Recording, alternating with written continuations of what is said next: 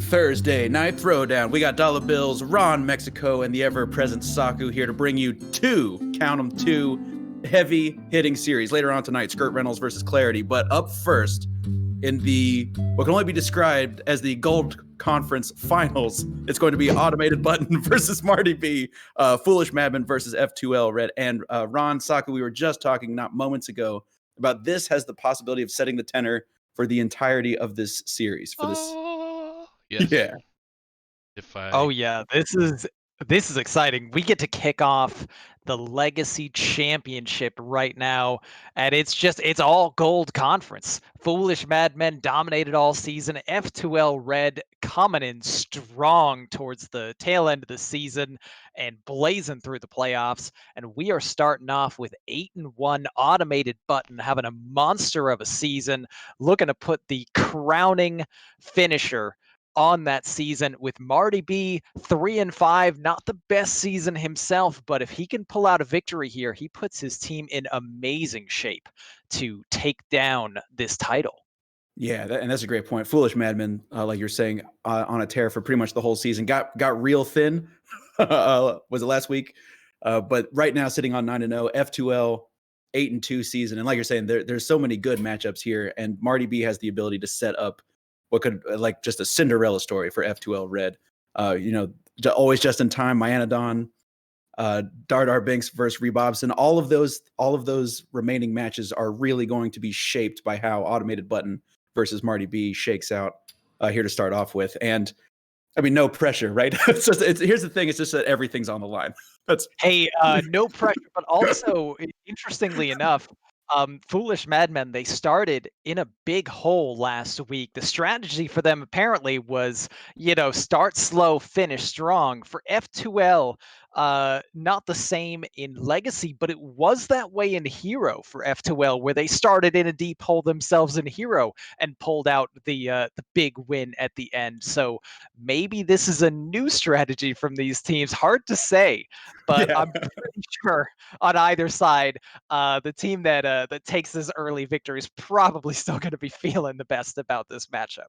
Certainly, just a little bit of breathing space. So this is, for anyone who's new to the format, this is a Conquest best of 5 closed deck list. So all we know is that it's a Demon Hunter, a Druid, a Mage, a Rogue from Automated Button up against a Mage, a Priest, a Rogue, and a Warrior from F2L's Marty B. And the closed deck list format is one of those where it can make bans tricky, specifically when you're dealing with classes like, I'm going to pick on Warrior for just a second, just because there are so many different ways you can warrior effectively right now. Enrage Warrior, ETC Warrior, Bomb Warrior, Big Recruit Commencement Warrior, right? If you don't know it's coming and you have a strategy that incorporates that in some way, closed decklist format can really both help and hurt in the preparation phase.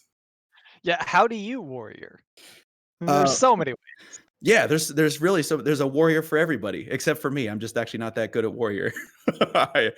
I'm pretty simple. I'm a pretty simple warrior when it comes to warrior. I like a good set of bombs, just get some wrench calibers out there, maybe buff them up, and then potentially, oh my gosh, we actually have a warrior ban, so never mind about warrior. Well, forget warrior.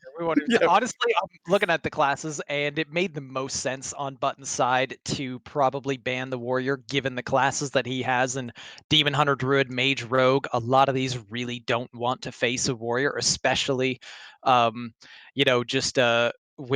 the way the rest of Marty's classes line up into Button's lineup. And on Marty's side, I was kind of expecting a Rogue ban, and he banned the Rogue. So I think both players are making the right choices here ban-wise, and it's going to be interesting to see how these play out. There's so many archetypes in both sides for the classes, so players can go a lot of different directions here.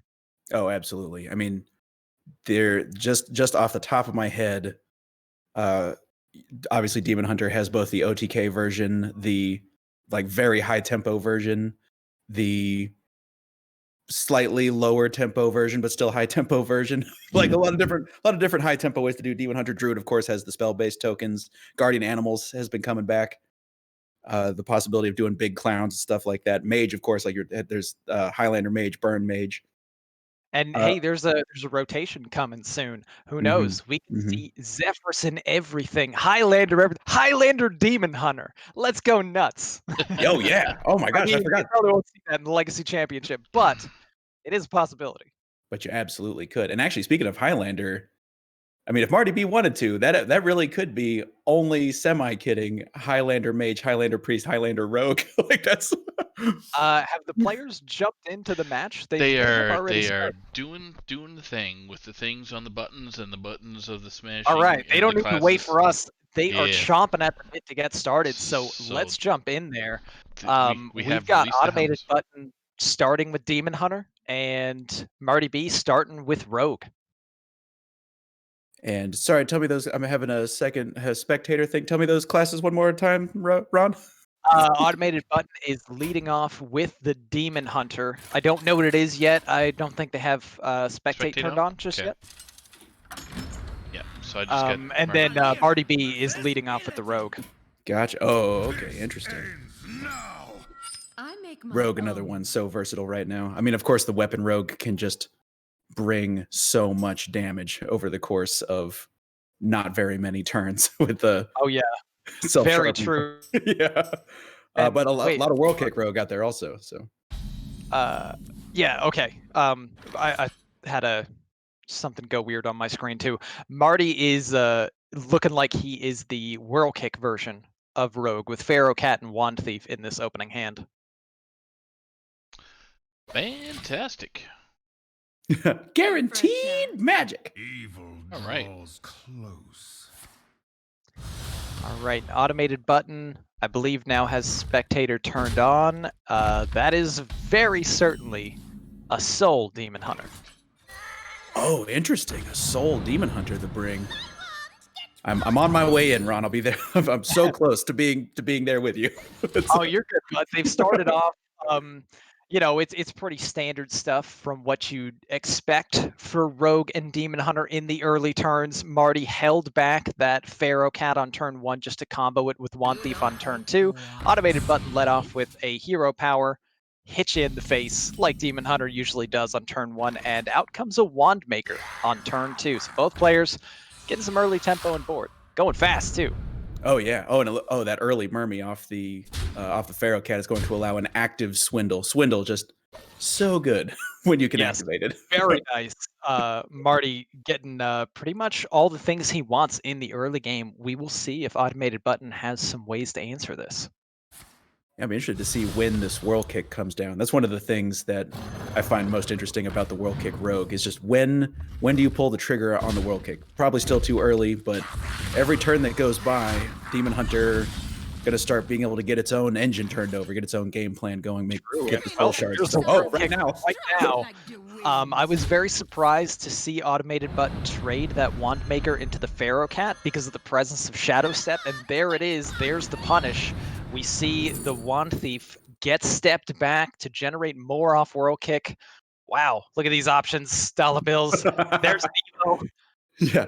I mean, I want to pick the evocation. Every part of me that loves playing video games wants that evocation. I think mirror image might be the responsible choice, but I really want. I'm clicking on evocation. Okay, Yeah, no, mirror image. there's is a the real choice. argument though for Evo besides just the Mimi pick because of the secret passage in Marty's hand, but having a full hand already, Marty being a little bit more responsible, just take the cheaper one.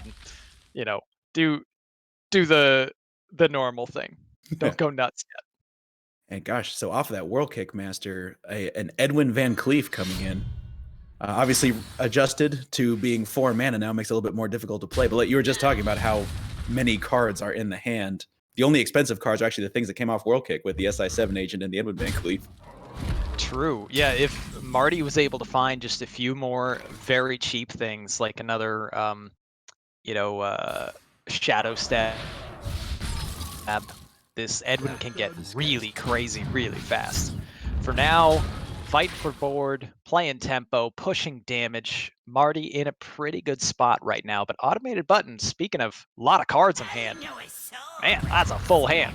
Yeah, and we saw the Frostbolt go face last turn just because whenever Demon Hunter is allowed to attack, right? It's always in the game as long as it can attack. But if you can, even if it's only for 1 turn, freeze it in place, these twin slices, obviously Marty B couldn't see just how much of this hand was based on the ability to attack. We see the blade dance come in though. So no matter what Marty B does, there's always a chance for Auto Button to come back through all of these different kinds of slices, both Relentless and Twin and Second, and then Blade Dance. Okay, here's Big Eddie. Got protection with the mirror images, gets the Foxy Fraud out here. Unfortunately for Marty, didn't find, more 0 mana things to make Edwin extra busted. Not that it would have mattered with that top deck. Yeah, that's a spicy draw. Consume Magic right off the top. Gonna go ahead. Hey, and a cool, Bladed Edwin. Yeah. would be a shame if something happened to his stats. Oh, it's nice. It's a nice Edwin you got there. Sure would be a shame if he were to, I don't know, me with an accident, become silenced or something. It would be. Oh my gosh! And the Bladed Lady comes off the draw from the Consume Magic. So now with a mere twin slice, Bladed Lady goes from 6 to 1. Let me ask you a question: would you pay? How much would you pay for a 6/6 with Rush, Ron? How much would you be willing to pay? Only 1 mana, no more. Final offer. Okay, well, you know what? You drive a hard bargain, but you have a deal. Actually, is that even going to happen this turn with the way I expect it has to happen here. Yeah, it's just 1 mana 6/6 and Rush. It's just, you hate to see 6 damage. If you're the Demon Hunter, you hate to see 6 damage go into that mirror image, but you're down to 15 life already is Auto Button. So you got to start making some moves to try to get ahead on board here. Try to get Marty B to think about other stuff besides hitting you in the face. Marty B with some really interesting options on this turn. Could throw down a Winged Guardian, just top deck to J-Bar, has the Passage in hand too. Looks like he favors the Passage. Maybe just looking for burn here. Try to win this game. We don't know, this being closed list, if he runs like Nitro Boost Poison, so there could have been a chance at finding some kind of lethal here. Marty's still going. He's going to throw out that Foxy Fraud and Passage. He's digging. Oh my gosh, that's right. A second Passage now comes off, and so Foxy Fraud, the effect will persist. Your next combo card costs 2 less. So hey, there's 2 Prize Plunderers. Poison. Oh yeah. This enables Marty to clear up some board, corrupt this weapon buff, weapon/minion buff, and this is just pressure. Incoming. Automated Button still does not have lifesteal, but all it takes is 1 lifesteal weapon to flip this game around. Until that, might just be looking at certain death. Yeah, this is, and what a cool, just a real subtle line of a couple of plays that Marty B did, preparationing so that the second Prize Plunderer would corrupt the Nitro Boost Poison. That's just a cool thing to do. Drives the cost of Nitro Boost down to 0. Then you play a Prize Plunderer that still costs 1. It corrupts the poison. That's just a cool, especially when you double. You don't have a lot of time to, if you don't. Very, very well navigated, well executed by Marty B. Automated Button. It's not the worst thing in the world to play that Militia here, but really probably wanted to find some heal. Knows that he can stave off lethal, probably, especially with seeing both. Secret passages being played, but a single eviscerate would be game over. There's a chance Marty just tries to go for it, maybe with questing and Miscreant to find like a spell lackey for some lethal shenanigans. I don't think it's very likely that he can find a lethal with the cost of all the cards in hand, though. Wait, I'm just doing some math here. 17 on board, right, showing. So then 2, 4, 6, 8, 10, 12, 14, 18 damage. This is 18 plus 17. That's 25. Am I doing this math right? Am I crazy? Does Auto Button have lethal damage right now? Auto Button, absolutely. And I mean, look at all the burns that's in hand. Marty is going dead if he can't answer this, and Winged Guardian is not going to be enough. No, it's going to wrap this game up. So Automated Button surviving on 3 health and going to be able to pull out this victory here, I believe. Well, I mean, I don't know. That is an extra 9. Maybe he doesn't have it, but I'm pretty sure. There's just so much damage. There's so much. Math is hard, guys. Why count? Just send it. 3, 4, 5, 6, 7, 8. Oh, he's short on mana. Auto button doesn't have enough mana to do the thing. Oh my gosh, that's a hard. Oh, unless no, wait. Doesn't quite have the mana necessary to do all of the things necessary. So this game is going to continue. Oh my gosh, Marty B has a chance. Has one chance, one opportunity. Mom spaghetti mode. Marty's got 10 cards in deck, and you have to assume that 2 of those cards are Eviscerates. And not to mention the 2 evil miscreants you were talking about, the possibility of finding some burn off of off the top. Oh no. I mean, it has to be. This is the line you were talking about just last turn. Here we go, looking for something off the miscreant that can be elite. Kobold will do it. With Kobold Lackey will do it. It's the shoot lackey. Oh my gosh. Oh my gosh. That's ridiculous. Crazy match.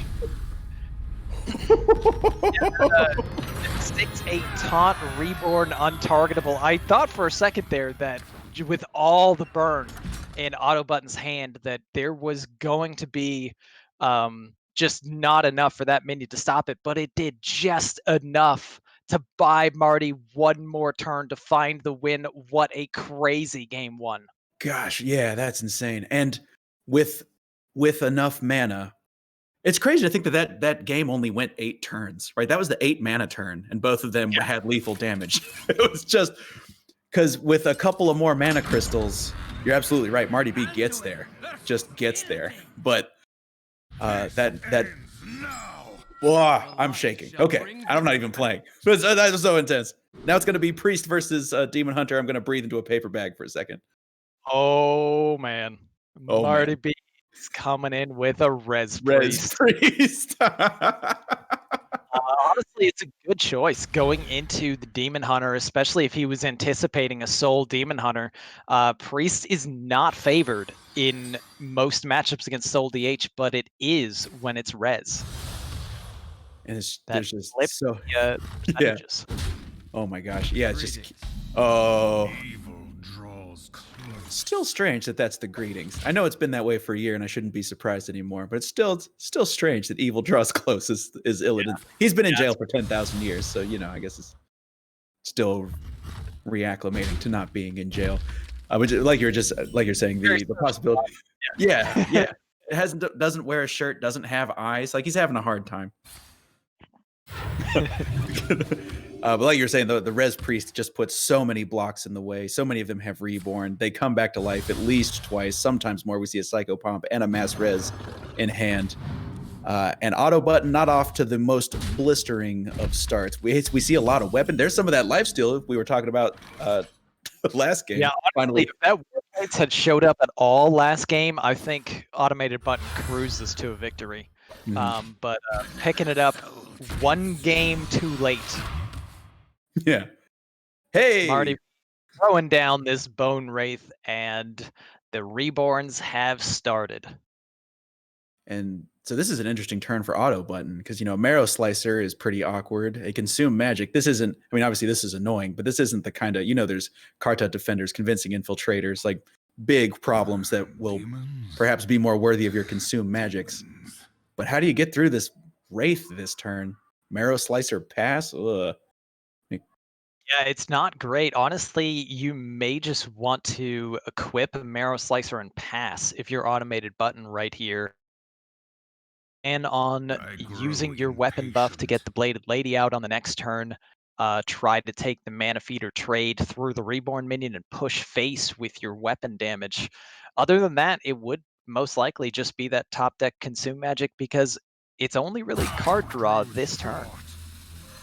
Yeah, that's true. And getting through to some of your business, trying to find your Soul Shard Lapidary, stuff like that, trying to get to your big damage. We are going to see the equip the weapon pass, like you said. This makes a lot of sense. And then in response, Marty B just throws down this Vargoth. You want to talk about just a high value target, right? Something that must be immediate Vargoth, insta Vargoth.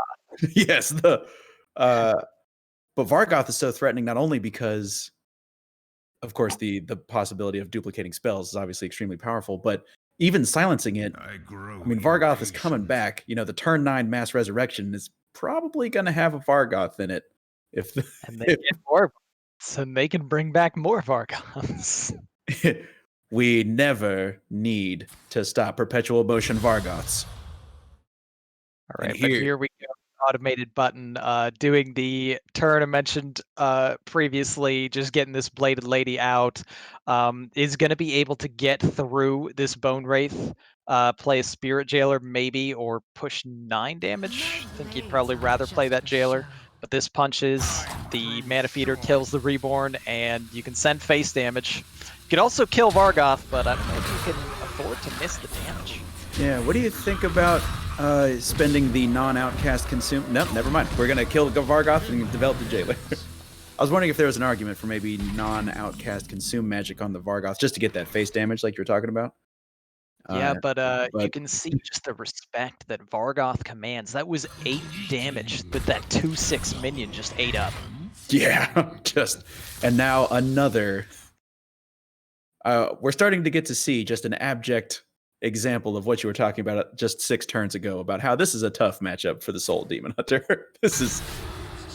And here comes the consume magic, basically as a tempo play, but also a way to protect the board of Auto Button. Auto Button is getting a sturdy amount of damage in, setting Marty B all the way down to 15. Yeah, pushing as much as possible here, but seeing that consume magic used now, Marty B has a Kartut Defender in hand. Insta Kartut Defender. The fastest slam it down. I wonder if there's any possibility. He's already passed. Wait a minute. I thought Auto Button was playing Demon Hunter.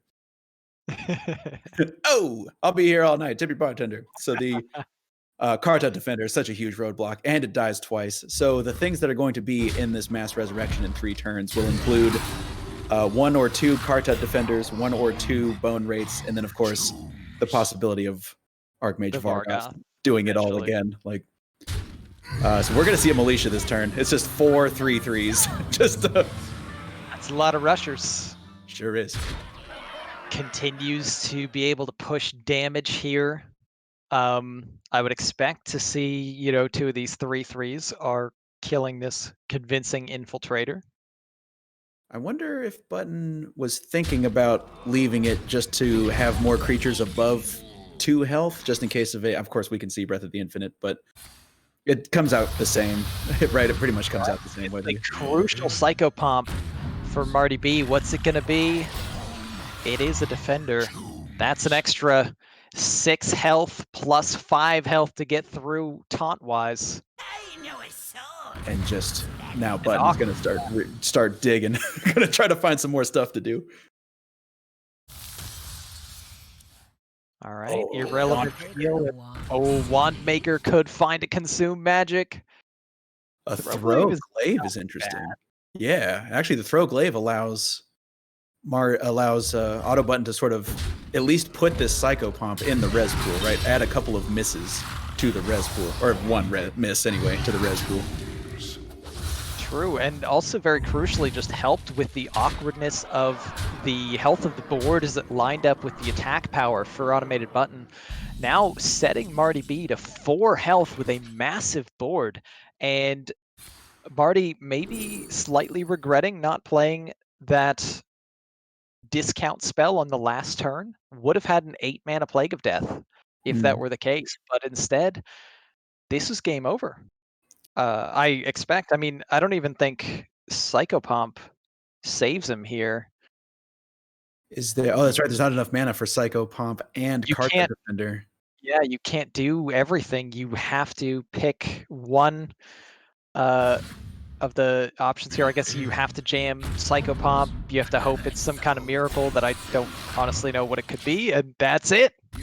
That's Automated Button takes game 2. Soul DH getting through in the unfavorable. Dang. And it was crazy. That whole game was like, yep, this is why it's tough for Soul Demon Hunter. Yep, this is another great example of why it's tough for Soul. That sure is a lot of damage. Wow.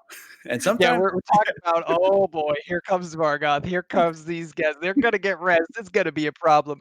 And then, Button just kills him before turn 9. Yeah, if you're able to kill...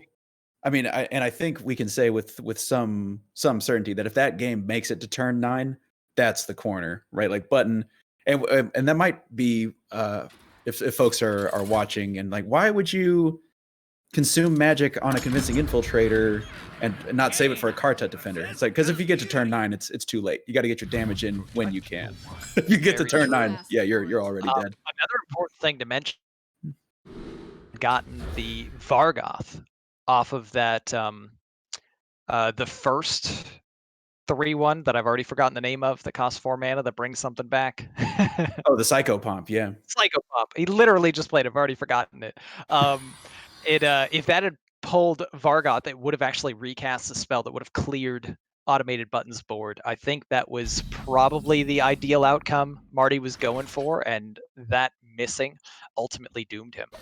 Yeah, and it was, oh my gosh. So okay, so it is Clowns, Guardian Animals, Druid up against what looks like a Secret Mage. Oh yeah, these are all secret cards. Inconspicuous Rider. Very interesting bring from Marty here to go Secret Mage. Not one of the most common ones that we've seen lately. But actually, I don't really know what the stats are between these two archetypes. Yeah, this is going to be, I mean, this is obviously a very early counter spell here to try to catch something like an Overgrowth. Oh, and this is the version with dragons, Dreaming Drakes, and Breath of Dreams, things like that, to try to give you a little bit of more mid-range presence. Button is going to have to figure out how to make it through the middle turns, because if Marty B is able to get down, oh, what's the occult lady? Occult Conjurer? The 4/4 that summons herself if there's a secret in play. That's the one. Yeah. So fortunately for Automated Button, was able to actually pick up that Nature Studies. Not the worst thing for Marty to have a counter spell to block a discovered spell and banking a discount, but if Button had no spells, that could have been a counter spell on the Guardian Animals. Yeah, and actually Button faced once again with an unknown secret. We know a couple things. It's not rigged fair game. It's not Mirror Entity. It's not... Yeah, and the Rider actually pulled the counter spell again, so Marty has to worry about it, or Button has to worry about it again now. Now there's a Mirror Entity too. Probably the best case scenario 2 secrets for Marty B to have right now facing this deck. Yeah, that's right. The Guardian Animals, I mean, the next spell is going to be an Overgrowth or a Guardian Animals. We can see it's going to be Guardian Animals. And wow, now a Thresher. Marty B gets their very own Thresher. Now Janet's got a Thresher. Oh, and the Flak Mage. This can be so good for Queen. Yeah. Could go Flak Mage, Smuggler, and the 0 mana secret. Take a full clear of the board. Ready for this. Unfortunately, just a smidge short, but definitely going to be able to. Math is hard. Well, mana keeps making it so that players don't get to do whatever. Oh, this is the fastest Guardian Bloom I've ever seen. Lightning Bloom. The fastest Lightning Bloom I've ever seen. Pick up for Automated. So here's an interesting interaction. Yeah. Guardian Animal turn is about to come. Doesn't want that counter spelled. So I've actually hit a spectator. The Lightning Bloom is just floating in my... It came out so fast. Oh, no. That I actually can't see what's happening in the game anymore. It's just a light... It's not glitching for Saku or our audience here, because I can see that Marty just immediately ripped the Fireball to clear the Anubisat Defender that was played and pushed face damage. Now Automated Button back on their turn, plays the Guardian Animals. Out comes a Lake Thresher and a Moonfang. Triggered Netherwind Portal, which gave a Lillian. Lillian wakes up after getting hit from a cleave and goes face. These players are going so fast-paced right now. Oh, wow. And a Cloud Prince to pick up, but now all of the secrets have been defused. And Moonfang is just one of my favorite cards. Just what a cool wolf guy. Yeah. All right. So okay, so it's currently Marty B's turn. Is that right? Or yes. So it's on Marty B's turn. That Cloud Prince looking a little sad. Just a 5-mana 4/4 at this stage. Marty is going to ping the Moonfang to get it closer to death. Sends a Fireball face. Sends the Lillian face. Button, hanging out at 10 health, but in pretty good control now of this game. and here This is Even need to great. corrupt the clouds. Yeah. So that's exactly right. 12-12 with taunt is probably good enough in this state. It concludes auto button, and now, I mean, only 10 life, but you mentioned both fireballs have been pitched face already. No secret to activate Cloud Prince. The amount this of hand is just miserable for Marty too. Yeah. Tempo Game Master, no follow-up. Tempo Secret Keeper, still no follow-up. So that's game over. This is one over lethal right here with the survival of the fittest. Well set up from automated button. Marty sees it right away and throws out that concede. And game 3 now going to automated button. The Guardian Druid gets through on the back of some extremely well-timed spell pickups that easily could have gone very much the other way. And Marty B starting off with an early lead, but now in a hole. Yeah, I mean, just imagine if that Guardian Animals gets counterspelled, right? Moonfang never comes out. That extra, was it the other Lake Thresher? Is that right? The extra Lake Thresher never comes out. And then all of a sudden, I mean, Marty B was ahead for a lot of that game. You mentioned the key pickup on that Nature Studies. We saw the top deck of the Lightning Bloom so fast that it broke my spectate. Like that's the. Oh, and now it's going to be Secret Mage versus what looks like a spell damage mage. Yeah. And automated button, interesting, favors the main decked 2-mana 0/6 elemental in this list. I've seen this come and go in spell damage mage, but always an interesting inclusion to see this one pop up. Oh yeah, the old mana reservoir. It's one of those things that I feel like the inclusion of mana reservoir comes and goes as people pick it off of primordial studies. You're like, oh yeah, mana reservoir for one is quite this good. One's good. It's got so much health. It's so annoying for my opponent. I think I'll run this in my deck. Yeah, 06 basically taunt. I mean, might as well have taunt. Oh wow. There's the gas right there. Yeah, we both. What a draw for automated button. Picks up the elemental allies with 2 elementals in hand right off the top to start off turn 1. And with the primordial studies alongside it. Now, obviously, not Marty B, not off to a bad start by any means. Early Apexis Smuggler going to be able to go into the Kirin Tor Mage counterspell. You know, some business going on, but yeah, get the ability to draw 3 spells with a hand like this is just I'm doing a thumbs up, but you can't see it. Discovers here Power of Creation, Ray of Frost, Netherwind Portal. When in doubt, take the one you already run in your deck. Easy pick. And so this is an interesting turn.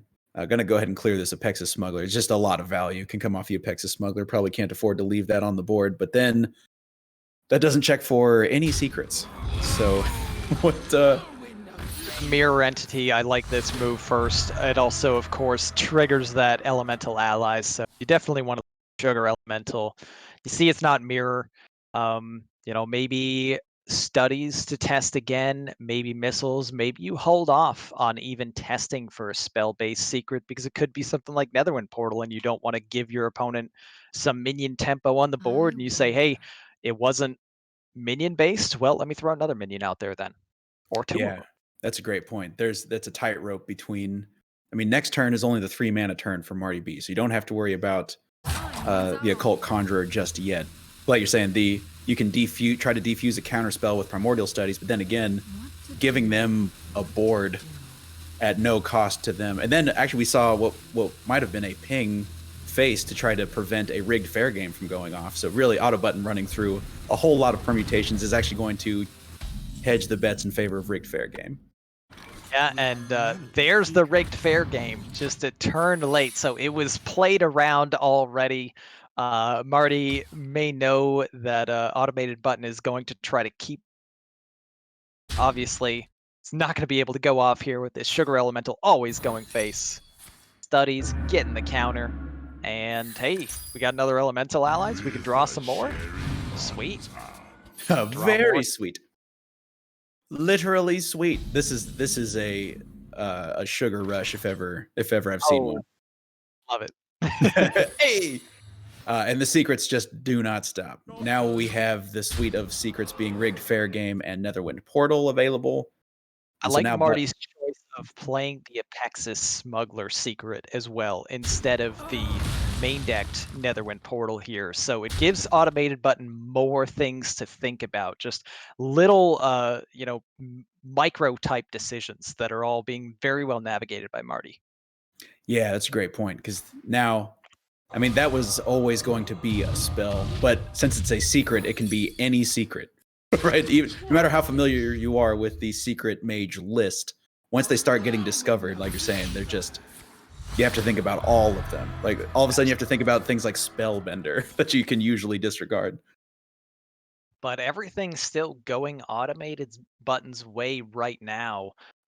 Just able to keep complete pace with their own game plan here, getting perfect value off of 2 elemental allies by turn 5 is everything that Spell Damage Mage wants to do.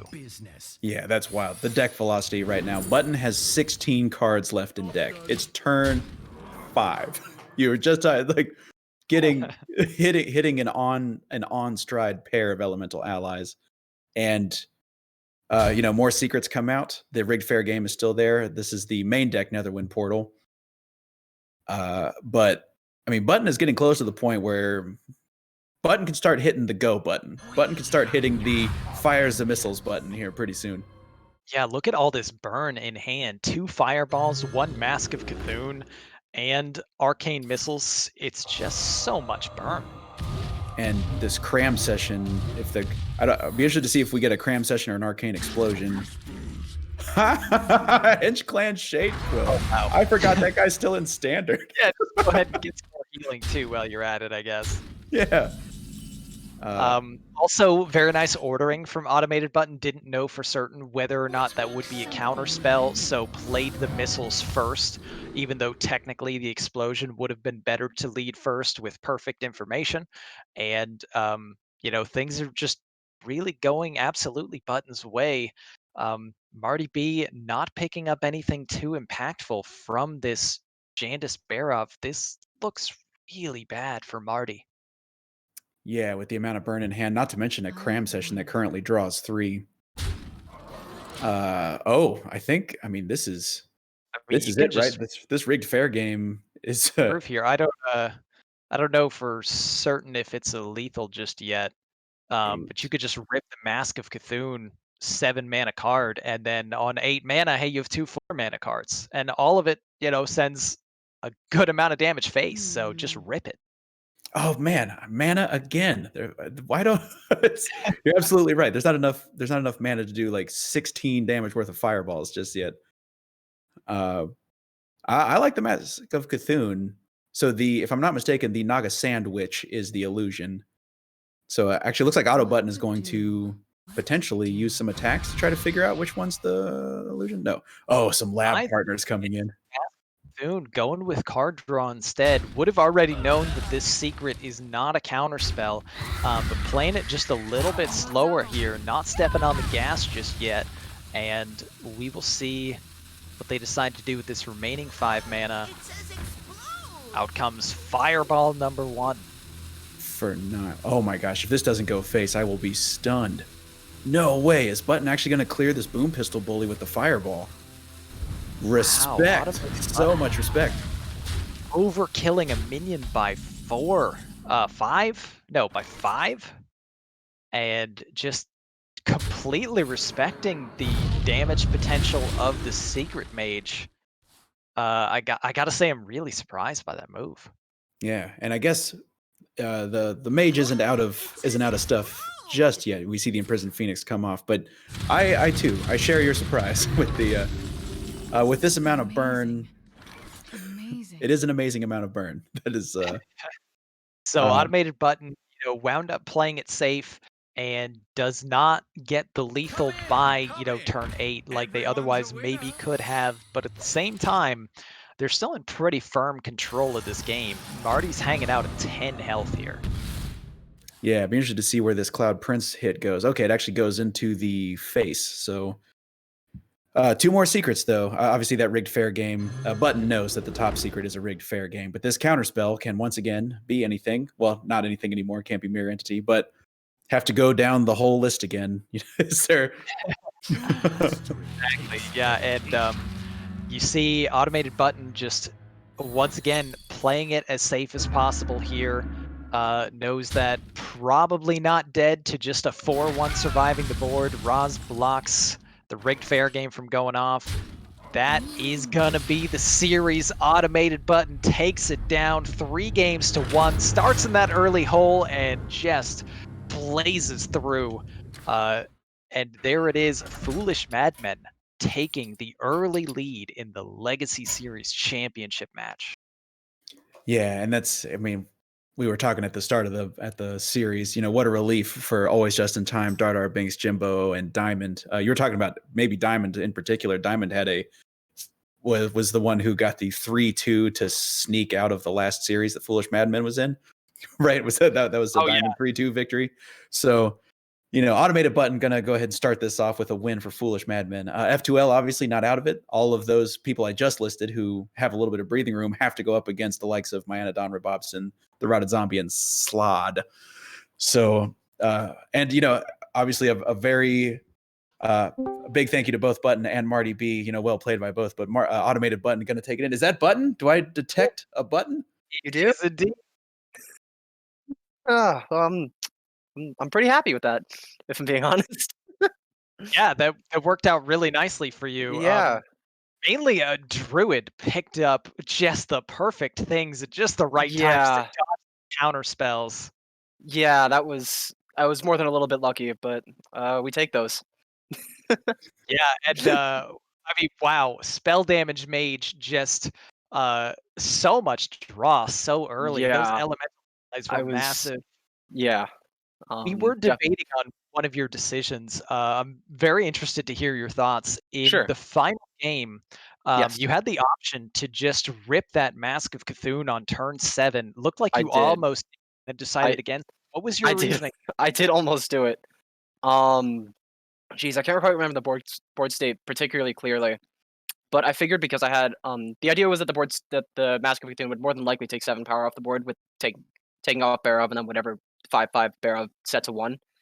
But I believe I went to go with play what's the card? I The think it was cram session. The cram session. Yeah, because I wanted to make sure I got the draw. I wanted to make sure I got the draw now, and I had enough 1/2s on board to the point where I could effectively just test without sacrificing much power. Was the idea behind it. And then I think later that turn, I think I made an even more questionable decision when I chose to fireball the remaining 5/4. Yeah, that instead boom of pistol shipping it. bully was dead. Yeah, it was Very surprised. it was Like, very okay, dead. Turn 7 Mask, turn 8 double Fireball, game over.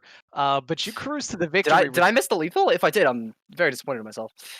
You didn't actually have a lethal at any Oh, thank stage, goodness. but Okay. you missed the 2-turn setup there. Yeah. Although Marty was holding a counter spell, so he could have actually blocked the double Fireball play. Yeah. Yeah. I think at that point, I just thought I had enough gas to the point where it's like, okay, let me just take this very methodically. I know that when the 4-attack thing dies, I'll get 5 health back. I've still got a mask in hands. I have enough gas. Let's just do this methodically because I don't obviously don't know exact list as Legacy, but I didn't think he had enough burst to really threaten me from when he did. And to his credit, he almost got there. True. There was some threats. Just kind of taking a little bit more of a conservative line. And I mean, I'm sure your teammates appreciated it. Definitely paid off to the tune of a 3-1. You started down 0-1 and just went on a rampage after that. Oh, yeah, that game 1 was interesting. I think I definitely misplayed it a little bit. There was one turn where I fumbled. I should have played a Blade Dance when I didn't. I messed up my mana there, but very well played to Maddie. He absolutely punished me ruthlessly. So yeah, that game was very interestingly close. It was so borderline on both sides, and the Winged Guardian coming in so clutch, block your lethal. We were just waiting, like, when's the lifesteal weapon gonna show up? And just like, dude, that's what I was asking. Not till the next game, it turns out. Not till the game against the priest. And then of course it doesn't matter, but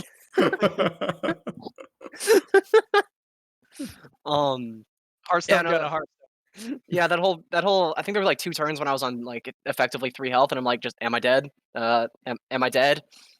Surely I'm dead now, but it never came. So I guess I'm a little bit lucky with that. But hey, sometimes you got to win those unfavorable matchups too. So the Story of the season for me. victory over the Res Priest was huge for the Soul Yeah. DH, killing him right before Yeah, it turn was- 9 when all the scariest stuff comes down, and then the Guardian Yeah. grew it. I didn't even know what the matchup stats were on that. I had to double check. Slightly I believe it was 50-50. Or just Okay. about. Yeah, fairly close then. Yeah. It was by no means, it didn't feel at least like a ridiculously one-sided matchup. I just happened to get the right draws at exactly the right time. Yeah, the lightning bloom off the top actually came Oh, down so yeah. fast that it broke my spectator client. True. No, Yeah. back in. Oh my god. Well, yeah, because I was sitting there that turn like, okay, so I'm definitely planning on planning on the Guardian Angels on 8, Guardian Angel animals. I've heard of On both, 8. yes. Yeah. And then I'm sitting here like, okay, so am I like okay if one of these gets counterspelled? And then I just see the lightning blow, so I'm like, yep, do that, please. Just a way for me to test a counterspell without sacrificing the very powerful card that is Guardian Animals. So it just happened to work out. Absolutely. Well, congratulations to you on your win. Congrats Oh, thank you. to Foolish Madmen who Yeah. have been almost invincible, although there looked to be some cracks in the armor early against Scale. Diamond clutched it out. Now you guys are Yeah. sitting with a 4-1 lead with 4 matches remaining to be played. Yeah. I'm very excited about our chances. Yeah, I mean, I think we had a really good season. I think we can definitely continue to close this out. I mean, if you guys win, are we seeing any like Wu-Tang emotes or anything? What's happening about this yet? I don't have any planned personally, but I'm sure something will happen. Yeah. Yeah. All right. Well, congrats again on your Oh. victory. Any final Yeah, words, thank you. shout outs you want to give before we move on to our next match? I mean, shout out to the team for helping me pivot to Clown Druid on like today's notice. Nice. But yeah, just shout out to the team and shout out to you guys. Honestly, it's been a really fun event, and I'm very happy to take part in it. Oh, hey, appreciate you. Yeah. All right. Yeah. Yeah. Thank you for having me. Yeah, congrats. Yep. All right. So that was, it's funny, for a 4-1, that one felt just white knuckle from front to back. And that's the key of the consummate professional is critiquing even in victory, but in critiquing himself. Just could have played better. And isn't that just something to be inspired by? Hey, everything you want to see from your teammates. Diamond, I'm sure, proud captain out there, seeing his player who's already played his final game of Legacy season. Just like, hey, you know what? If I had a chance to do something again, I might have even taken a different line. Yeah. But with that series in the books, we now move to Skirt Reynolds versus Clarity in the Hero League. So now shifting over to the Hero Series, Tonk If You Are Corny versus Tan Pam Surf Slam. Oh, and we actually have the bands in already. So Skirt, yeah. So Skirt Reynolds' Rogue banned out, leaving Reynolds with Demon Hunter, Paladin, and Warrior, whereas Clarity's Paladin banned out, leaving Rogue, Warlock, and Warrior. Our first Warlock and our first Paladins and our first Warriors of the evening. All right. Love it when we get to mix it up and get a little bit of a taste of a lot of things that Hearthstone has to offer. And this, of course, being Hero Series, it will be a little bit different. We don't see the same kind of conquest format we just watched in Legacy. If a player wins with their deck, that deck stays up. If a player loses with their deck, that deck is eliminated and they must move on to the remaining ones. And we are, of course, still going to be seeing a best of 5. This is Hero Playoffs, Tan Pam Surf Slam versus Tonk If You Are Corny. And we will see who is going to get to move on to the Hero Championship at the end of this match. We are also in this one kicking off the series here. No games have been played yet, so both of these players with the chance to draw first blood. Yeah, we're just getting to see the matches that set the tenor both series in a row here. You know, Skirt Reynolds and Clarity would both like to set the stage for their teams to make it into the finals. You know, have the best possible showing in the playoffs here. And both of these teams have had some battles. You know, Tonka Fiora Corny 7-2. I think Tan Pam Surf Slam is 6-3, if I'm not mistaken, coming into this week. So, you know, some bloodied right. gladiators. Tan Pam's 7-2 for Tonka Fiora Corny. Tan Pam's actually barely making it into the playoffs. And just kind of been on a tear ever since they were at a point where it looked like they were not too likely to make it in. They really just kind of hit the ground running, and they have all the momentum. Meanwhile, Tonka Fiora Corny, they limped into the playoffs with a 5-point total in a loss in the final week. They still got the top spot in the conference, though, and wound up avenging that loss in the first round of the playoffs to the team that beat them. So they've got to be feeling good about this too. I'm excited. Yeah, this is going to be interesting. And you were talking a little bit about how last hero standing, you know, you stay on the deck until you lose with it.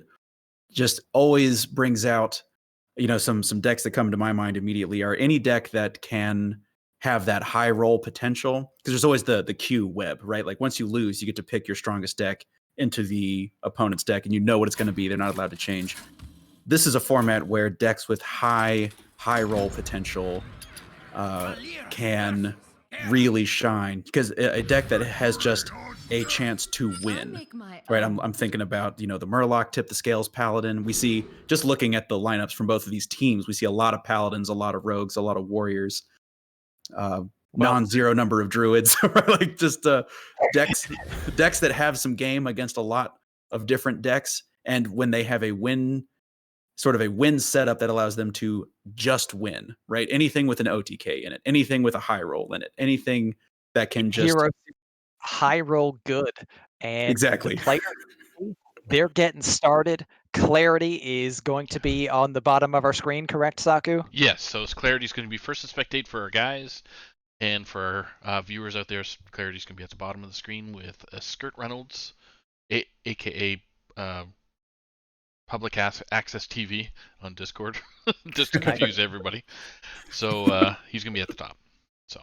All right, and we've got a Rogue versus Warrior to lead off here. Skirt Reynolds going with the Warrior, Clarity going with the Rogue, and it appears to be a Whirl Kick Rogue for Clarity and some kind of control-focused Warrior for Skirt Reynolds with the Quartermaster and Kargath Blade Fist in hand. Yeah, seeing that early Kargath Blade Fist, going to be able to potentially fish that out. You know, we've seen some warriors have, say that like a copy of Stage Dive, for example, try to find the Kargaths, get the Kargaths out more consistently. Because especially Kargath Prime, if you can land it and get the effect, just the 10 armor is so much armor. I don't want to oversell it, but so I guess we were just like slightly off. Well, we were talking about it earlier, Dollar Bills, because you were talking about all the different archetypes of Warrior, and then Warrior got banned. Well, here it is. Now here it is. That's right. What spice does Skirt Reynolds have? Is it going to be a Silas OTK? Is it? It is. As if on demand. Ron says it, and it shall be. Yeah. So dead giveaway, Soulbound, Ash Tongue, alongside Silas, and a Shield Slam, alongside the huge amounts of armor. We were just talking about Risky Skipper, Armor Smith, Kargath Prime. Look at this top deck for Clarity. He's already the 0 mana cards. Out comes Questing Adventurer. That's going to be a big boy.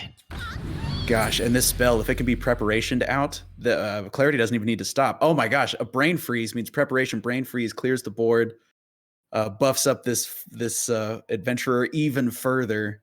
Oh man, nobody's taking the Evo anymore.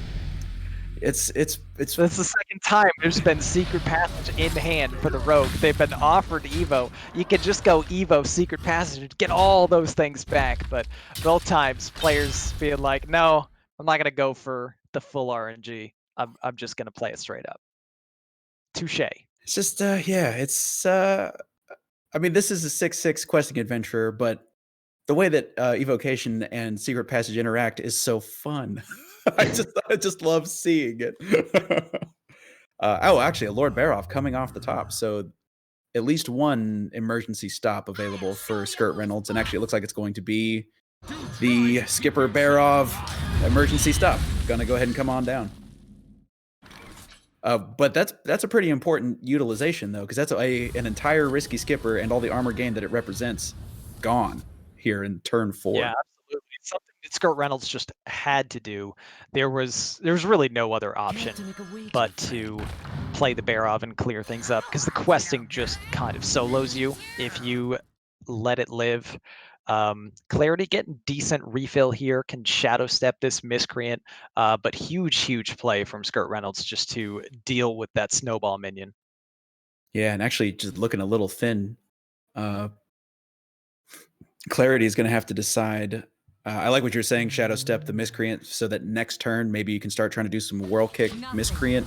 Oh, you can't do that because those came off the secret passage. I forgot that those. I was so saddened by the secret passage evocation that I forgot that those were actually secret passage cards. So ignore me.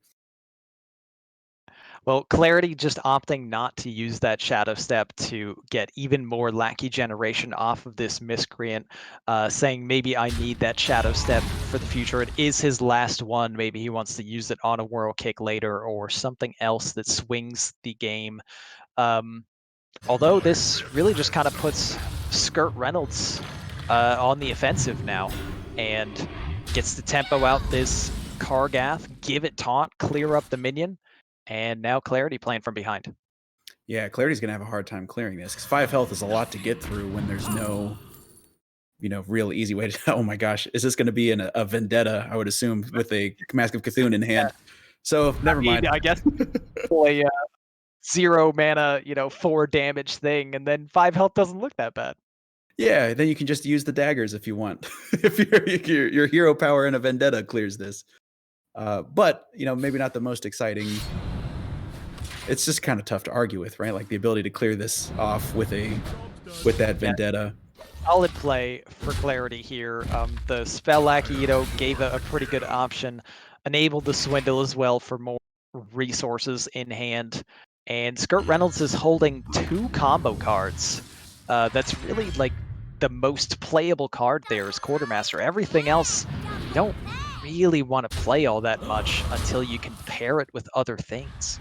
Yeah, Skirt Reynolds is really looking for some card draw, and Ankar would be great. Even just shield slams or just something to move through the deck a little bit and try to find, because, to your point, all Reynolds has in hand is combo pieces, but that also means you add a risky skipper to this, and we're real close to making it all the way home. Though Clarity's not going to let that go uncontested. We're probably going to get to see some stuff this turn. The early Pharaoh Cat just means that actually a secret passage going to be the option. So no World Kickmaster shenanigans just yet this turn. Just digging for different shenanigans for right now. Finds a swindle. Probably going to let that rip. Going with the cat first. Then I think we have to play the swindle. The swindle came off of the secret passage. You don't want that back in your deck. Right. There back. Finds prep and a questing. Well, could be some dangerous things to do in the near future. Clarity just not really getting a whole lot moving the needle just yet. And Skirt Reynolds, it's super awkward. Yeah, gosh, this Winged Guardian is actually probably going to be really difficult for Skirt Reynolds to deal with. Oh my gosh, a full retail cutting class. Run, tears. Oh, yeah. Paying full price. Definitely the play that Reynolds kind of had to make there. Not much else to do. Could throw down an Armor Smith, could just press the button. Has a Rattlegore waiting to be slammed on the board in the next couple of turns. But not much to do for now. And that is interesting. That is a Kobold Sticky Finger that's main decked here for Skirt Reynolds. Yeah, I guess worried about. Was totally prepared for that Weapon Rogue. Yeah, Weapon Rogues, maybe thinking about, I don't know, maybe might find some use against Paladins and other warriors and stuff, but hey, yeah, Sticky, yeah. Get him. Yeah, that's right. Here we go. Now it's time for some We're at world kick kick. time, Clarity. What do we got? It's a swindle. Conjurer's Calling seems like the most playable one. Maybe a Blizzard will be worth it if this Rattlegore does hit the deck at some point. I'm trying to think, does Clarity know that this is an OTK warrior yet? I guess the inclusion of the Quartermasters probably indicates it's probably... Kargath should give Clarity enough of a tip that it is most likely going to be control focused, either ETC or Silas as the win con, and generally it's been more Silas than it has been ETC recently. So I think Clarity should have a pretty big clue here. Yeah, so Clarity going to see, just going for max value off this World Kickmaster, eviscerates going face. A board of not huge creatures, but a board of creatures with differing health totals, right? Just kind of can sometimes be awkward for Warrior to deal with if they're depending on things like a Blade Storm for removal. There's a Bloodsworn Mercenary coming off the top. So just really need a risky skipper and some more mana. How much time does Skirt Reynolds think? Because, I mean, this is going to be just a tempo Sticky Fingers this turn. I mean, I can't, or just button pass, but surely not that, right? Surely tempo, I mean, a 5-mana 4/4 is, it's not nothing. It's not much, but it's not nothing. Sometimes you just got to make the play that is not nothing. Right. And now we're going to see some Questing Adventurer shenanigans. You know, for the number of times I've said shenanigans, no one's playing that Rogue Secret. The actual rogues, the actual card shenanigans. Right. Comes down. Clarity sends everything face. What are we doing with the rest of this mana here? Okay, gonna start doing some evolution. Thinking about maybe evolving the... Oh, actually, no, just gonna go ahead and send the SI7 agent and generate even more combo cards off this. Oh, I kind of forgot this World Kickmaster was still on the board because they so often only last one turn. But no, this World Kickmaster's still here. Just I'm not generate. entirely sure what the plan is here for Clarity. Charges this questing up to a 4/4. I mean, I guess kind of lucks out into a backstab just to make it a 5/5 so the Kobold Sticky Finger can't just directly clear it, but easily could have cleared this minion on the board just by trading, you know, a Plunderer or sending the SI damage in. I don't know if he fully thought through his turn beforehand, but it worked out okay in the end. Yeah, those turns... One of the things that makes me not a great rogue player is you have to start your turn so early. You can't, you know, there's several decks where you can, you know, not start your turn until the rope and be okay. Rogue is not one of those, at least not in my experience. You gotta, if you're deciding to do World Kick stuff, you gotta get started first thing, or else you might get stuck accidentally milling a card. If you ever oh, true. Oh my gosh. Late, then the animation's going, you're like, oh, come on. Come on. Oh yeah, you passage into a Wand Thief or something, the rope's just burning. It can't be understated how big that backstab pickup was for Clarity there off of the swindle, because, you know, Skirt Reynolds could have just slammed a Rattlegore down and cleared the questing. Yeah. Now, you know, has to respect the questing, so takes the trade in the Blade Storm, and that's basically all they could do. Yeah, and that not a super inspiring turn. Clarity going to send everything face again. Still has the World Kickmaster.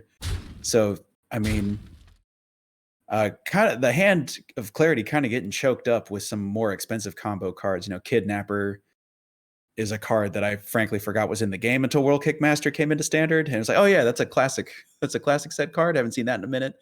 But now we're seeing Jandis Barov and stuff kind of clogging. Yeah, Clarity's had so many clues that Reynolds has just got such an awkward hand, still holding this Mask of Cthulhu, but honestly could just set Skirt Reynolds to 4 health here by ripping this card. The board is empty.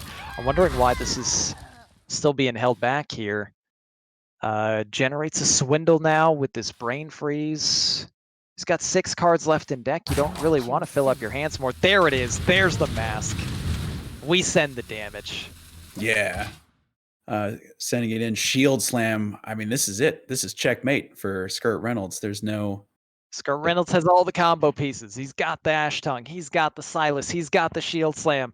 And he's got no armor and 4 health. Yeah. Other than that, he's in great shape. It's just And these armor smiths just doing nothing. The risky skipper being forced out early by that 6/6 questing to be paired with Barov wound up being a really massive problem for Skurt Reynolds, never finding the other risky skipper. And I don't see a way that this can possibly be a win for Skurt. It looks like Clarity's going to pick up game 1. What now? yeah, and that's a go. I mean, that's all the way back on turn 4. You're talking about that turn when risky skipper Barov was what was Reynolds supposed to do? You can't leave a questing adventurer on the board, especially if you don't have anything like coerce or anything like that in your hand. You have to clear questing adventurer, or like you said, it'll just solo you. But having a hand of nothing but combo pieces. Okay, gonna steal away the Albatross, hand over the Ash Tongue, and armor up, technically alive on board. Only 5 damage showing. Yep. We can see that SI means that this is game over. Clarity is going to take this win. But, I mean, Skurt Reynolds did literally everything possible to potentially buy another turn. If Clarity had, just miserable hand and draws and everything, we can see that is not the case. No, and there are at least 4 World Kick cards in Clarity's hand. I got 4 or 5, something like that. 5 World Kick cards, a Wand Thief card, 1 or 2 Pharaoh Cat cards. Like, massive victory for Clarity in this game 1 here. Warrior generally favored against Rogue, and Warrior being eliminated from Skurt Reynolds means that Rogue has kind of cleared the path of its most dangerous matchups and now has a very solid shot at taking a sweep in this series. yeah, and so now Skurt Reynolds is stuck in the enviable position of does the Demon Hunter or the Paladin have a better chance against World Kick Rogue? World Kick Rogue is one of those decks that can win against everybody. Even its bad matchups aren't so bad that it has no chance. And it looks like it's going to be the Demon Hunter selected by Skurt Reynolds to go up against this World Kick Rogue. Here comes the Demon Hunter. What archetype are we going to see? Fellfire Deadeye. Ooh, oh, this is an aggro. Aggro pedal to the metal Demon Hunter right here. All right, this will be interesting. Aggro Demon Hunter can have some seriously explosive openings and can also just blow out almost any deck. But World Kick Rogue is pretty well equipped to deal with a whole lot of aggressive things coming in with things like Backstab and Prize Plunderer to kind of clear up boards. Yeah, I'm interested to see. Oh, and actually, we see apply. No, let me try that again. Go ahead and feed me that line again, Ron, if you would. Would you go ahead and try that again? Yeah, take 2. World Kick Rogue is pretty well positioned a lot of times to actually deal with some aggro matchups. A lot of anti-aggro tools, Backstab, Prize Plunderer. And we see a Prize Plunderer in the hand, actually mulliganed away, it looks like, in favor of this Wand Thief. So I was surprised to see the Prize Plunderer go. Instead, going to go ahead and coin out the Swindle and plan on drawing the Plunders and Backstabs now. Okay, finds Shadow Step and a Miscreant. Hand's looking a little awkward for Clarity. Skurt Reynolds starting off to a pretty reasonable start. Got a 1 mana 2/2 on the board. Has a 2 mana 2/3 that also lets him press the button and send more damage this turn. Seems good. Yeah, it seems really good. Fellfire Deadeye hero power is 3 damage. It sets up for a wriggling horror. Clarity couldn't backstab this Shima to death last turn. Because I mean, I have to assume that Shima draws a backstab if there is one, and this is looking for Reynolds. Obviously, we saw the Swindle come and go, so probably didn't get a backstab off of that. Shima survives. There's a pretty good chance this wriggling horror hits for full value. I like a little emote battle too from these players. Yeah. Reynolds maybe feeling a little bit more comfortable here, throwing out that emote, and Clarity right back in kind. So this is an interesting turn for Clarity. There's the possibility of preparation into either Wand Thief and then play the spell, or if Clarity really just wants to re-roll, can try to preparation Secret Passage and try to find something that costs 2 or less. That seems pretty unlikely. I would assume we're either going to see a dagger pass. I would expect dagger pass, honestly. Yeah, it does not look very manageable for Clarity right now. Actually just throwing out the Wand Thief for no combo in order to step it and play it to activate its combo here. Or is he going to hold it back? Oh, actually, okay, yeah. I was kind of hoping Clarity would hold it back, because next turn that means a 0 mana Wand Thief could be used to activate a Evil Miscreant if that's the plan. Oops, afterwards. I Okay, think. yeah, maybe not. Maybe not the plan. Yeah, wasn't sure exactly what he wanted to do there, but wound up being a little bit of an awkward turn. Meanwhile, Skirt Reynolds just gets to keep stepping on the gas here.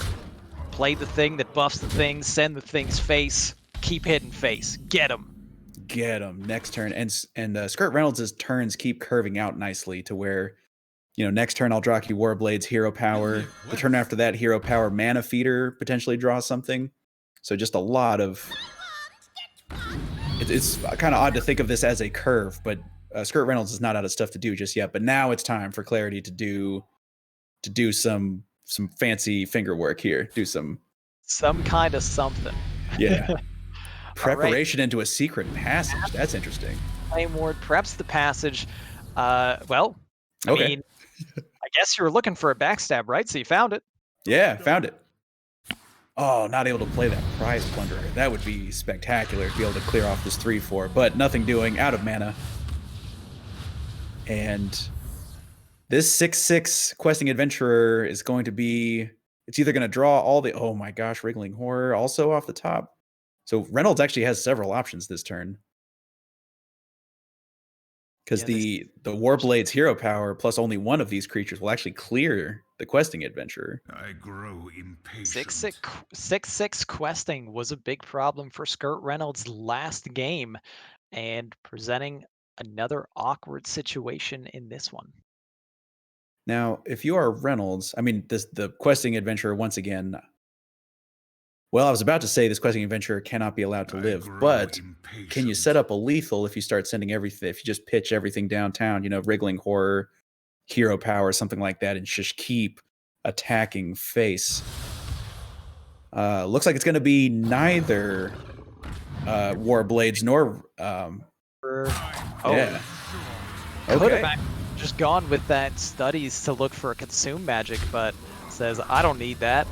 I'm going face.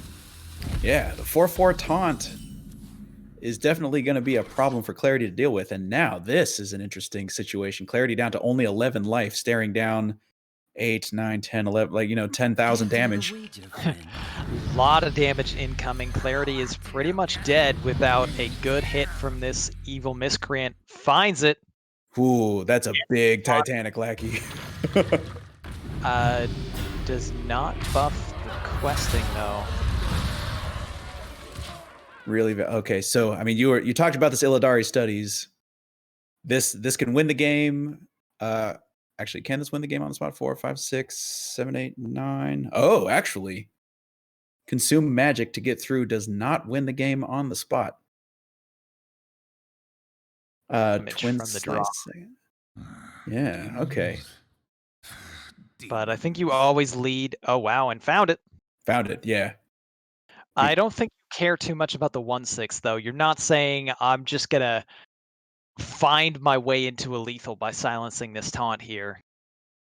So you've got to silence the questing. That's the scary thing. Skirt Reynolds goes for it and picks up more draw with this Mana Feeder, or does he want to play this Warblades here?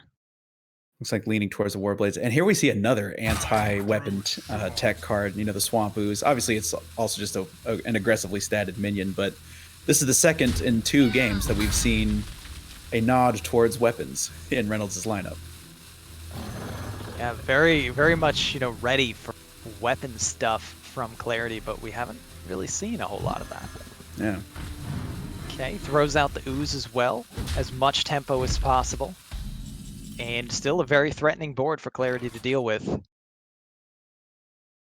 And Clarity with the Foxy Fraud draw is ready to have just one combo card to start doing some stuff, but actually doesn't have any combo cards. So it's just going to go ahead and grab a Draconic Lackey, grab the Rush Drake, the Evasive Worm. And this is certainly where we would see the Flame Ward come down, try to protect himself as much as possible.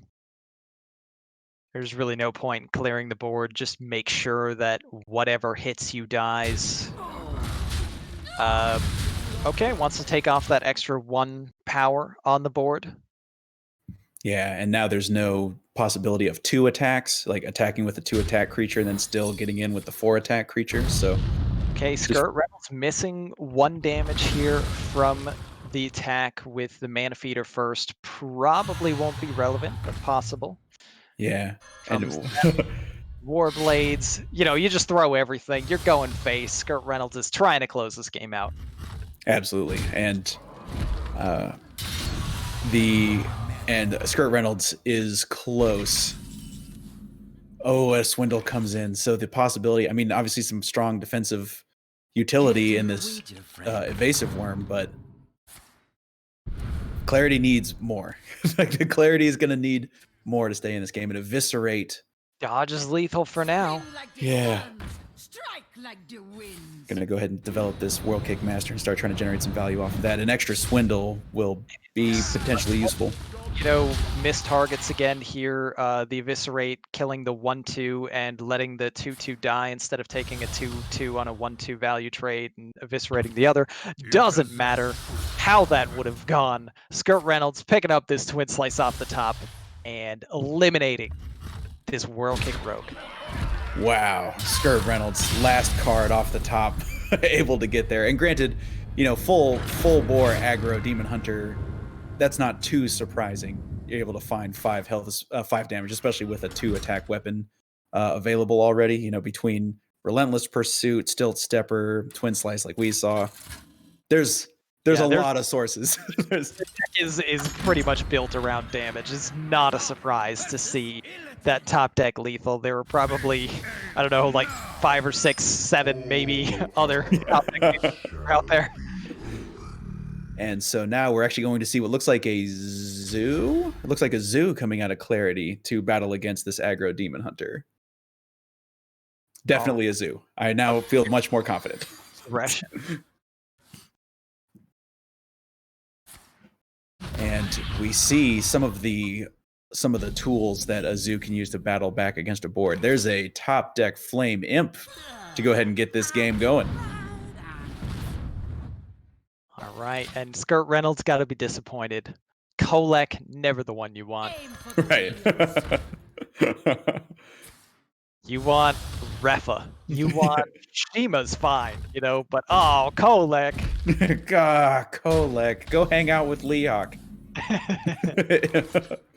And look at this. This is just a classic combination. The Flame Imp and the Voidwalker now alongside their best friend Ken with that Lock. This is the zoo start sense for always. Absolutely. Zoo loves having Flame Imp and Voidwalker on the board, and Canrathot making them cheaper, well, that's just gravy. Some interesting choices here offered from the Illidari studies. I-Beam, of course, immediately interesting to just allow getting past taunts and stuff, but I was going to try to make an argument for maybe the Illidari, but I-Beam is just tough to argue with. Now, this is an odd interaction because I-Beam is set to 1. So even though there's currently an Illidari Studies 1 mana discount, you don't get it if the I-Beam is in the outcast position. True. Not that it really makes too much of a difference here for Clarity. Chooses to clear up the taunt first here. Gonna Illidari again. Gets another I-Beam offered, as well as Consume and Skull. Really good options. Yeah. Unfortunately for Skirt, the hand is so heavy with Lorekeeper and Il'gynoth. A lot of times you might have said, you know what, I'll take that skull, but Lorekeeper already puts your skulls on the top of your deck. True, very true. So the Consume magic, a free card that makes sure that Clarity can't have discounts or Canrathot Prime shuffled into the deck. Yeah, that's an interesting silence target. You know, Canrathad Prime, sort of one of those board in a box. For those of us who played during the Blood Reaver Gul'dan days, you can just get a board, right? Just get you some demons back. Absolutely. And you see Clarity, he briefly thought about a trade, and then he's like, no, Nah. go face. You love This, yeah, this is two heavyweights just slugging each other. No defense. Garrett Reynolds, same option. Do me trade? No. Me. I'm here for it. Yeah, this is a kind of an interesting setup. You know, the Minari Mosher does represent a lot of potential healing, though neither of these are demons. But the only playable demon discards your Minari Mosher. So it's very awkward. Clarity is like, okay, fine, you win. I'll trade. Yeah. I'm glad you injected the appropriate amount of disappointment into that tone. First player to trade oftentimes is the one that starts to fall behind here. Skirt Reynolds can just play this Lorekeeper Polkelt right on curve, put the skull right on top of the deck, can be the first draw, and I don't think Aggro Demon Hunter really ever wants to do anything but that in this situation. Just slam that Polkelt. Absolutely. I mean, obviously playing it doesn't do great going into the board if Clarity decides to keep trading.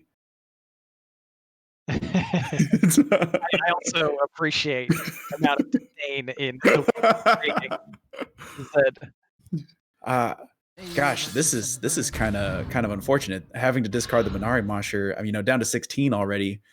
You know that the next draw and probably the next play is going to be Skull of Gul'dan. So what's the most awkward situation you can do as Clarity for this skull?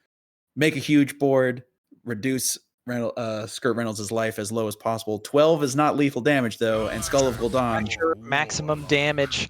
I actually was a little bit surprised to see the Wicked Whispers come down, just because he knew that it would discard the Soulfire, which could have been enough potentially to try to get there. Skirt Reynolds, though, picking up a pretty good option with that Warblades, can either continue to push face and heal a little bit more to get further out of range, or try to deal with some of the board that's incoming with this Matron here. Yeah, I don't want to sound overly simplistic, but I like hitting face because it's where it's the place.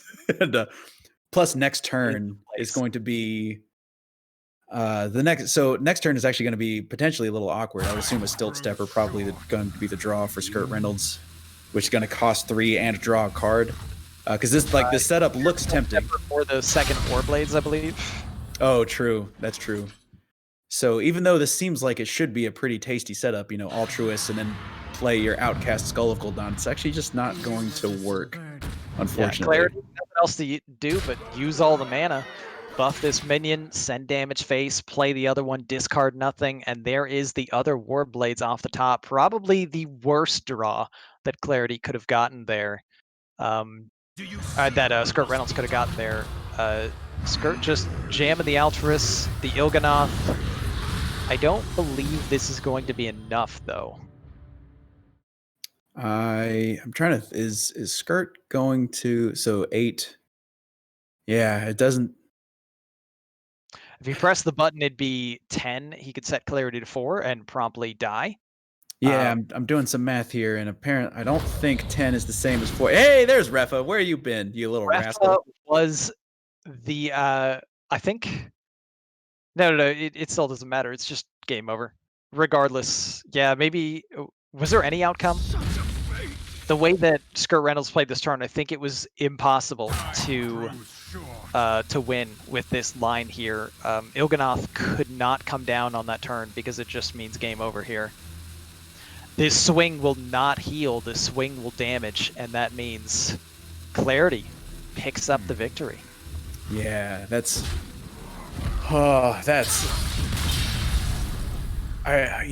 I would like to go back and look at the board state or look at the hand state, because Il'gynoth was obviously preventing a lot of stuff from happening. 4 mana, we talked about how, that's the entirety of the top end. 2 skulls, Polkelt, and Il'gynoth. Everything else costs 3 or less.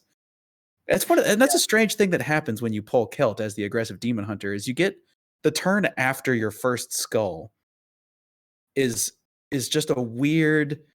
You get your altruist, your other skull. Maybe something that costs 3 discounted, but then your next couple of draws just don't really synergize with your altruist if you're running altruist, and we kind of got to see the abject demonstration of that in that last game. True, and just the mere fact that Il'gynoth was in hand was just creating such a bad situation for Skirt Reynolds. It would have been great to have been discounted from Skull, or just in general not blocking other things from Altruist truly going off, but because of it, created an awkward enough situation. Clarity was able to kind of squeeze in there and find that window to get the victory. And now Warlock's staying up. 2 victories already for Clarity. All he needs is one more win, and he can punch the ticket for the first victory of this match for Tanpams. Yeah, and the final boss for Clarity is going to be the Ramp Paladin.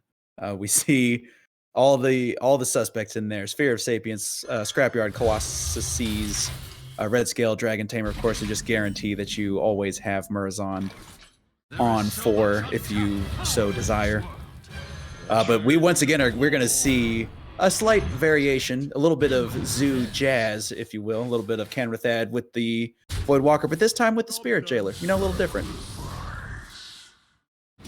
Really good opener for Clarity right now, putting the pressure on. And Skirt Reynolds, I would assume, would prefer to have the War Leader back. Although when you have a Crab Rider, there's always the possibility of doing something like a Crab Rider coin War Leader on turn 4-ish to try to clear up a zoo board. Yeah, it's decent consideration. Also holding coin, and ideally would want that for Allura, ideally trying to draw Allura, or possibly just wanting to maybe coin out Nozdormu if he can. True. It's crucial for Clarity to not allow this Red Scale Dragon Tamer to die on this board. Right? What a strange. I mean, you're absolutely right, because that just guarantees the Murazond. What a strange mini game, right? I was like, But hey, it's not a mini game at all for Clarity. Just ask yourself that simple question: do me trade? No. no. So true. So true. Ooh. And not able to trigger the death rattle of Red Scale Dragon Tamer, and so now Clarity got a Whispers locked and loaded and ready to go. And using everything in hand, but also just massive amounts of damage and pressure incoming. This Paladin is in a very troubling spot. I don't know what card could. I mean, pretty much. Oh no, Allura having been moved to 5 mana, not even an Allura saves Reynolds here. Yeah, is there some kind of miracle off Wandmaker that we're not thinking of? This looks like Clarity's going to take the 3-1. Yeah, even if this Wandmaker offers like a humility that only takes at most 4 attack off the board. No, there is a way. Wandmaker, Wave of Apathy, right? Wave of Apathy. Yeah, that'll. Oh, actually, 1, 2, 3, 4, 5. You still have to trade. No, well, I guess it depends on what Clarity draws. But I mean, yeah, you can clear a minion from the board and then leave 4 power total on the board when you're at 6 health. It's not what you want. But it's not impossible. You stay and there's a chance. Oh, Of course, I had to say humility. Of course, I had to say it. Well, Humility, though, is not going to cut it. And this is going to be the end of the series. Clarity takes the first win for Tanpam Surf Slam and puts them up 4 points to 1 over Tonkin. Wow. And just a exact lethal damage. Perfect amount of force to bring that series to a close. That Zoo Warlock was able to hang on against aggro Demon Hunter and against the Ramp Paladin. Not super surprising necessarily. Ramp Paladin is one of those decks, another just classic example of one of those decks that can just high roll its way to a win in any situation. very dangerous in Last Hero Standing. We see it in Conquest as well, but particularly dangerous in that format. But Zoo is just so consistent. We're probably seeing a lot of Zoo games, just Zoo steamrolling here, and it worked out very nicely for Clarity. Yeah, the level of consistency that Hand of Gul'dan, the Warlock hero power, and then just playing cards, right? Like playing a bunch of cards every turn has been good in Hearthstone for over half a decade at this point. Like it's Oh man, it has been out there. We're getting old, man. yeah. There was a couple of stressful turns where I was pulling some of my beard out, and my beard's turning gray a little bit. What's Welcome, up, Clarity? Clarity, congratulations. Holy Nikes. So now you can't say that you're on stream and you lose games. Now Saku is not that's- my curse anymore. That's what I like to hear. Good job. Dude, 3 out of 4 of those games were tight. They felt the game 1 was nuts. That last game I kind of drew the nuts, but oh man. That aggro DH had me scared, had me shook. I did not see that coming. I thought it was going to be Soul because that's what Button brought, and it was not Soul. It was no, not. full throttle Demon Hunter coming right at you. Oh my god! And that's like definitely the toughest guy I've played. Like I guess this is my 5th week in Hero. Oh man, I'm shaking. Well, big victory for you and for Tanpams there. Tonk, if you were corny, force to be reckoned with all season long, but you put the team up 4-1 with 4 matches remaining. Gotta feel good to draw that first blood, as it were, in this playoff round for Tanpams. Yeah, it definitely does, man. They picked me up to replace Mike V late, and I was like, I'll step in, I'll do the best I can. I think Mike V's a better player than me, but Lefty reached out and was like, look, dude, I know you had a rough Hero season last season, but we want you to come play for us. And I was like, yeah, why not? No, And Lefty. No. worked out. That's what you gotta say. Right. Oh man, Good player for a nicer guy though. That's a great thing. So. Talk to us about some of those matches. Was there anything in particular that crucial moment in the series, a turning point, if you will? I mean, it's all still kind of a blur right now. I mean, I just drew out of control. I did not expect Ramp Paladin. I thought it was going to be either, Pure Pally or something like that. And then when he was playing Ramp, I was like, oh my god, the only choice I have is to go.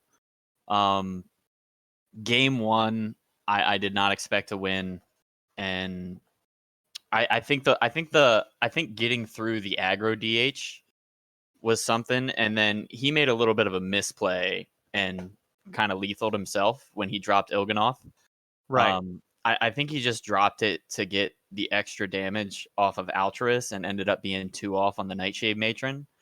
And I mean, he obviously wanted to heal back up to 4 when he attacked into my Matron. But I mean, I know he realized that the Il'gynoth was down at that point, but I was kind of the hand was very awkward for Skirt Reynolds there. Yeah. I would personally say that I feel like one of the biggest turning points was game 1. Actually, you picking up that unfavorable victory for World Kick Rogue over the Silas OTK Warrior. I'm sure you'll see it later on stream. Yeah. Oh no, he did actually finally play Silas at the very end. Yeah.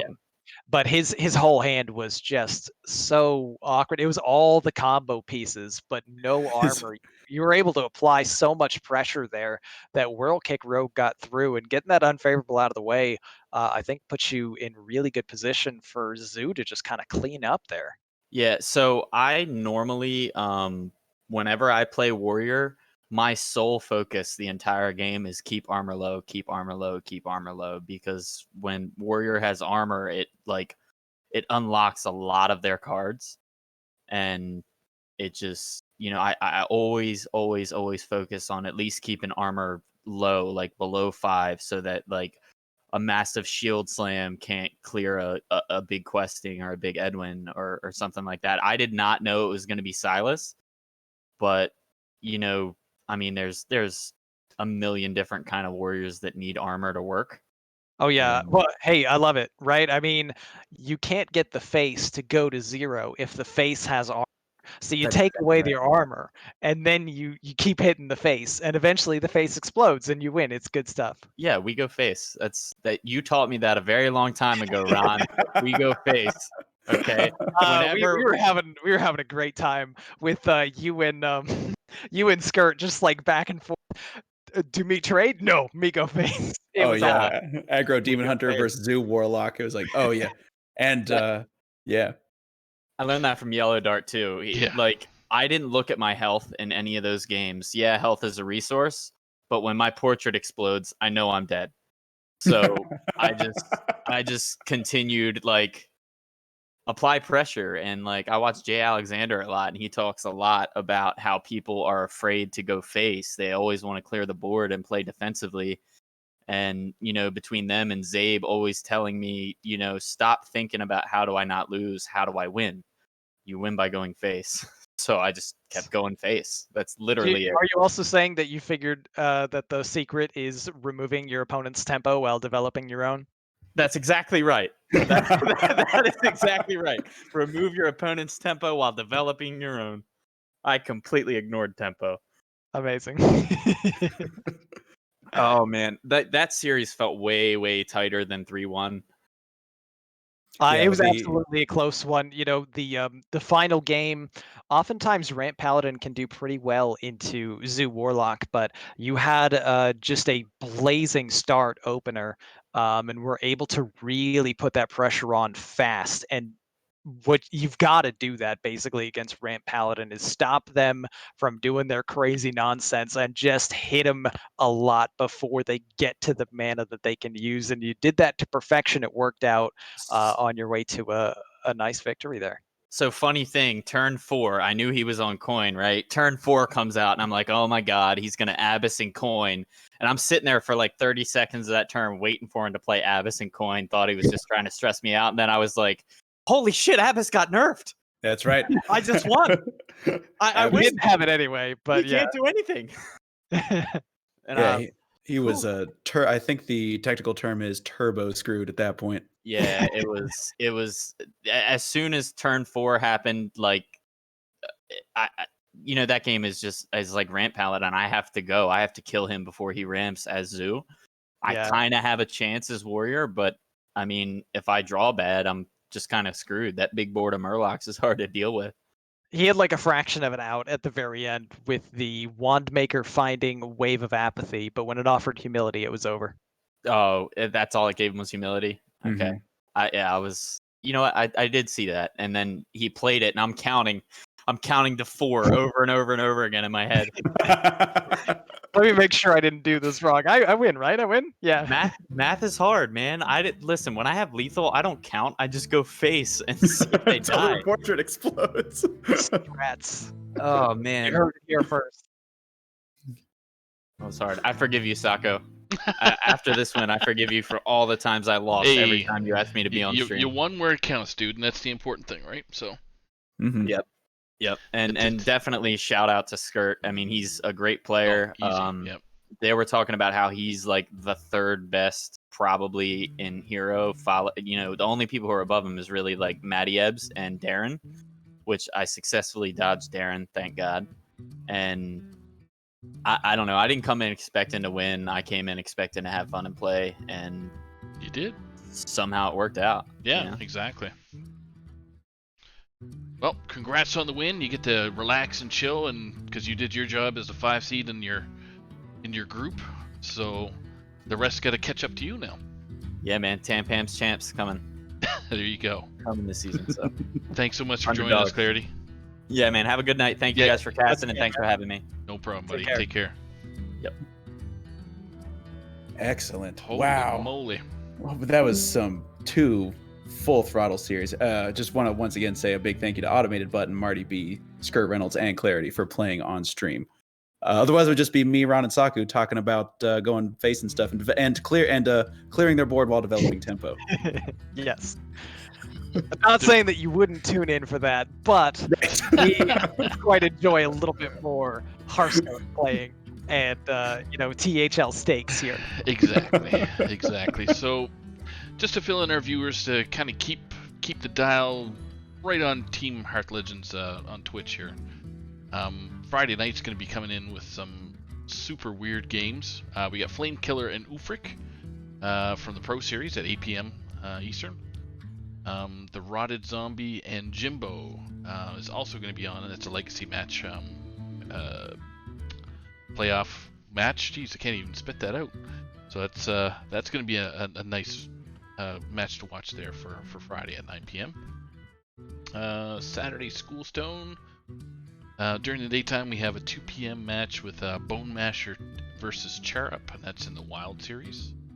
I don't have the teams meshed up here, but everybody knows who everybody is anyway. So, and let's say Salty Saturday. Salty Saturday's got 3 matches. So we got Turtle versus JR Juggler in the Hero Series semifinals. That's at 9 p.m. starting with Donde and Isocles, I believe, casting that night. Then we have Myanodon and Always just in time there for another Legacy finals match at 10 p.m. Eastern, and that match could technically be the deciding match, but we'll see.